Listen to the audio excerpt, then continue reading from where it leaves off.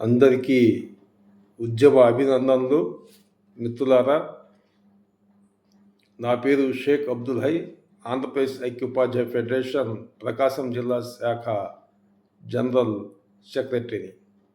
మిత్రులారా, ఈ నెల 17వ తేదీన విజయవాడ అలంకార్ సెంటర్ వద్ద ధర్నా చౌక్లో ఆంధ్రప్రదేశ్ ఐక్యోపాధ్యాయ ఫెడరేషన్ రాష్ట్ర సంఘం చలో విజయవాడ రణభేరి 2.0 కార్యక్రమాన్ని నిర్వహించబోతుంది. ఈ నిరసన రణభేరి కార్యక్రమంలో జిల్లాలోని యూటీఎఫ్ కార్యకర్తలు అందరూ ప్రతి ఒక్కరూ పాల్గొని విజయవంతం చేయవలసిన అవసరం ఎంతైనా ఉందని మీకు తెలియజేస్తున్నాను మిత్రులారా. అయితే ఇక్కడ కామ్రేడ్స్ ఒక చిన్న రిక్వెస్ట్ మీతో షేర్ చేయదలుచుకున్నాను. ముఖ్యంగా ఎవరో పెళ్ళికి పిలిస్తే ఒక పూట సీఎల్ పెట్టుకొని వెళ్తాం. ఎవరో పార్టీకి డిన్నర్ పిలిస్తే, ఎవరో పార్టీకి లంచ్కి పిలిస్తే ఒకరోజు సెలవు పెట్టుకొని వెళ్తాం. అదేవిధంగా పిల్లల ఓణీల ఫంక్షన్లకి, పంచన్ల ఫంక్షన్లకి సీఎల్ పెట్టుకొని వెళ్తాం. ఎవరో కలిసి టూర్కి రమ్మంటే 2 రోజులు 3 రోజులు సెలవు పెట్టుకొని టూర్లకు వెళ్తాం. ఎవరికో బాగా లేదంటే వేరే ఊళ్ళకి ఒక పూట సెలవు పెట్టుకొని ఆ ఊరికి వెళ్ళి పరామర్శించి మాట్లాడి వస్తాం. ఎవరికో తెలియని వాళ్ళ బంధువుల కర్మకాండలకు పిలిస్తే అరపూట సెలవు పెట్టుకొని పోయి భోజనం చేసి వస్తాం.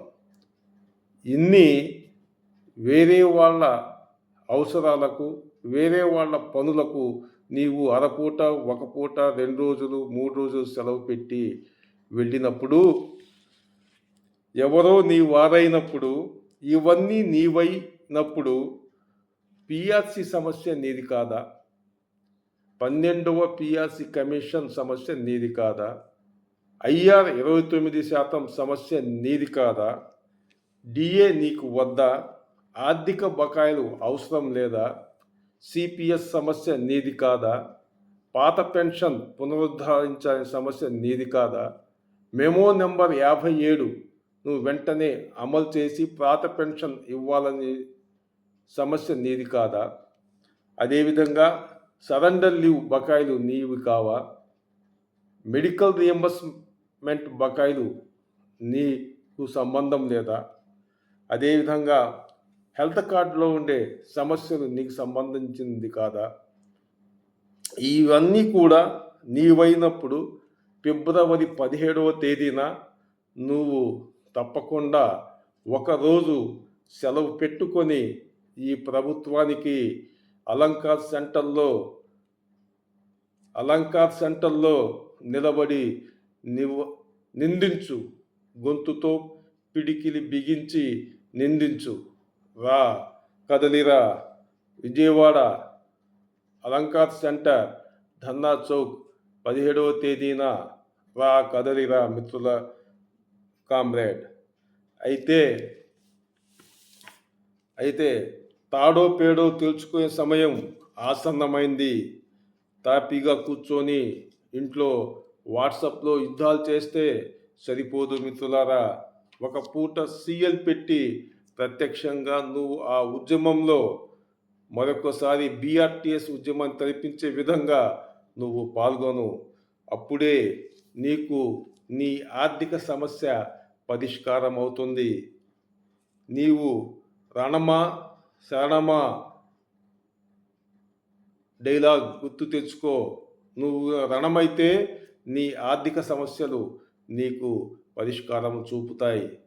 లేదా నీవు శరణమా అంటే నీవు కాకుండా నీ పిల్లల భవిష్యత్తు కూడా నువ్వు శరణము చేసిన వాడివి అవుతావు.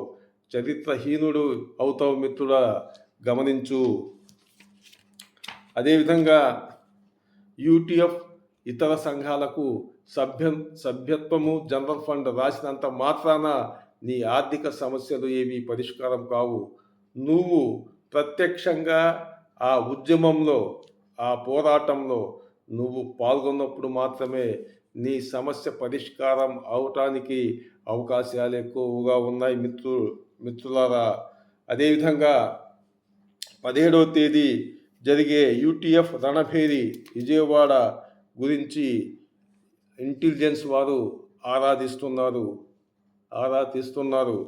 విజయవాడ అలంకర్ థియేటర్ వద్ద ఎక్కువ మంది కనబడితే, వేల సంఖ్యలో ధర్నా చౌక్కి వస్తే అప్పుడు ఆ సమస్యలను మీడియా హైలైట్ చేస్తుంది. మీడియా హైలైట్ చేసినప్పుడు రాష్ట్ర ప్రభుత్వ దృష్టికి మన సమస్యలు వెళ్తాయి, అసెంబ్లీలో ప్రస్తావిస్తారు. అప్పుడు మన సమస్యలు పరిష్కారం కావడానికి అవకాశాలు ఎక్కువగా ఉంటాయి. పిఆర్సి డిఏ విషయాల్లో ఇప్పటికే చాలా నష్టపోయాం. అదేవిధంగా 82 నెలల డిఏ బకాయిలు పేరుకుపోయి ఉన్నాయి. 4 డిఏలు ప్రకటించాల్సిన అవసరం ఉంది. 29% ఐఆర్ ప్రకటించాలి. 12 పిఆర్సి కమిషన్ వేయాలి. ఇవన్నీ చెయ్యకపోతే చాలా నష్టపోతాం. ఆలస్యమయ్యే కొద్దీ ఆర్థిక బకాయిలు పెరిగినప్పుడు రాష్ట్ర ప్రభుత్వం ఐపీలు పెట్టినట్లు, అప్పు ఎక్కువైతే ఐపీలు పెట్టినట్టు రాష్ట్ర ప్రభుత్వం కూడా ఆర్థిక బకాయిల్ని ఎగ్గొట్టడానికి ప్రయత్నం చేస్తుంది. కాబట్టి మిత్రులారా, మన యొక్క ఆర్థిక అంశాలు మరియు ఇతర విద్యారంగ అంశాల మీద 17వ తేదీన జరిగే పోరాటంలో ప్రత్యక్షంగా నీవు పాల్గొనకపోతే నీ ఆర్థిక సమస్య పరిష్కారం కాదు. ఇది గమనించాలి. చందా కట్టాం, ఆర్థిక సమస్య పరిష్కారం కాదు. జనరల్ ఫండ్ ఇచ్చాం, ఆర్థిక సమస్య పరిష్కారం కాదు.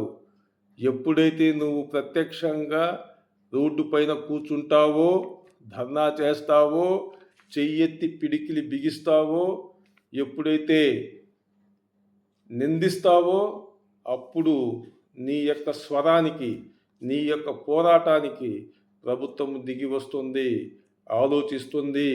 నీ యొక్క సమస్య పరిష్కారం కావడానికి అవకాశాలు ఎక్కువగా ఉన్నాయి.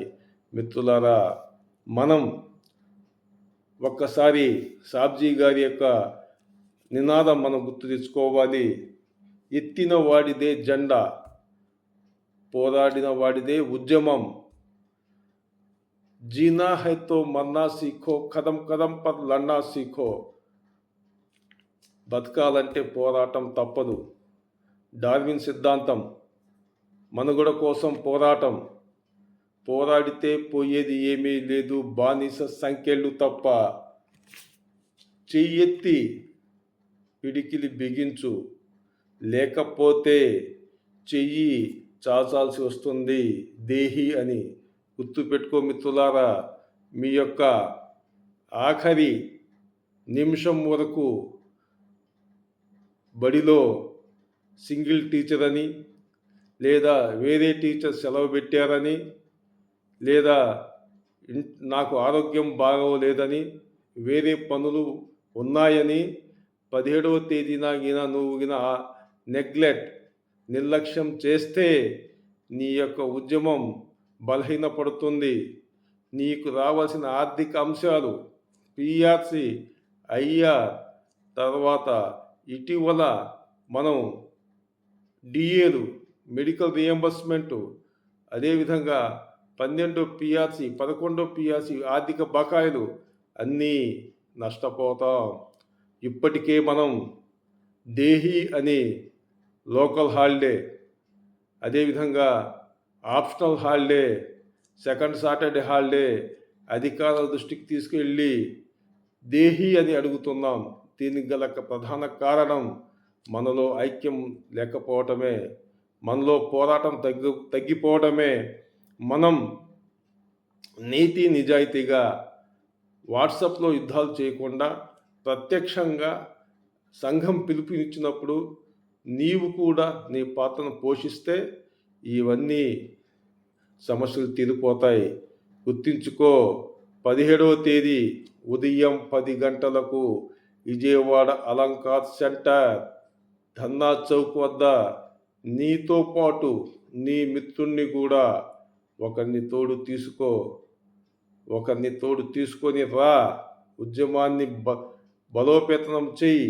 నీ సమస్య తీరిపోతుంది. జై హింద్.